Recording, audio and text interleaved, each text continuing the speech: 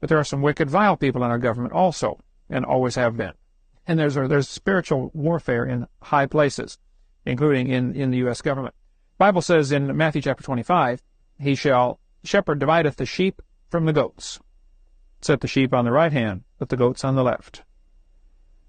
Many of these New World Order type clubs have the upside-down five-pointed star as their symbol. Very interesting.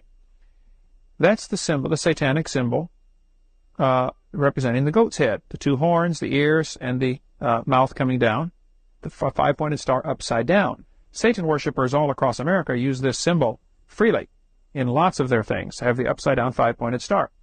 Very interesting to note that Washington, D.C. was laid out this way.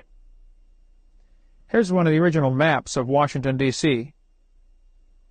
Notice the upside-down five-pointed star. You ever wonder why the streets go so crazy in Washington, D.C.? Why not just right angles like every other town, you know?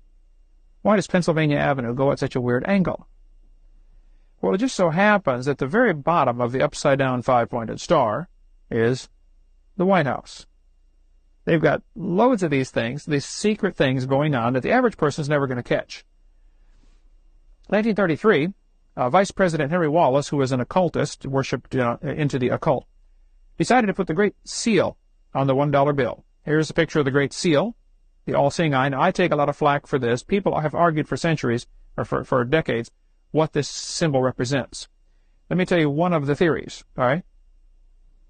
The eye on top represents Lucifer, the all-seeing eye. There's a gap between the eye and the pyramid, symbolizing their job of accomplishing a new world order is not quite done yet.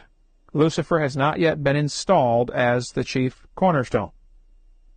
Now, see, Jesus Christ is actually going to be the chief cornerstone, but Lucifer wants to, he wants that job. There are 13 rows of stones. Very interesting. There were 13 degrees in the blue lodges of the Masonic Lodge. Behind the pyramid on the dollar bill, you will notice there's nothing, desert. In front of the pyramid, you got things growing, some bushes and grass and things like that. This symbolizes that they think they will bring the world out of this desert, terrible times into a wonderful, lush Garden of Eden type of thing. On the bottom is a date in Roman numerals. Anybody know that date on there? Bottom of the $1 of the pyramid? 1776 in Roman numerals. 1776 is, of course, a famous date in America, but it's also the date the Illuminati was started. A guy named Adam Weishaupt started a group called the Illuminati, the Enlightened Ones. That'd be a good quiz question there, Becky. Adam Weishaupt started a group called the Illuminati. They had secret meetings to decide how to control the world.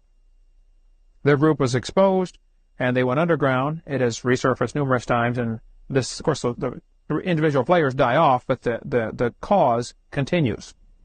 And they still have their plans for the one world government, New World Order. 1933, the first Humanist Manifesto was signed. One of the signers of this was a guy named John Dewey.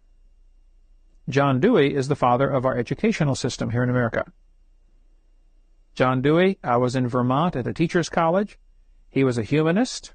He wanted, he claimed to be an atheist, and he said, I'm going to take over the teacher's college, worked his way till he became the top, and then he influenced all the people coming through that teacher's college, which later went out and became presidents of other teachers' colleges. And John Dewey had just an incredible impact on our educational system, leading it toward socialism, communism, New World Order type stuff, which is where we are now.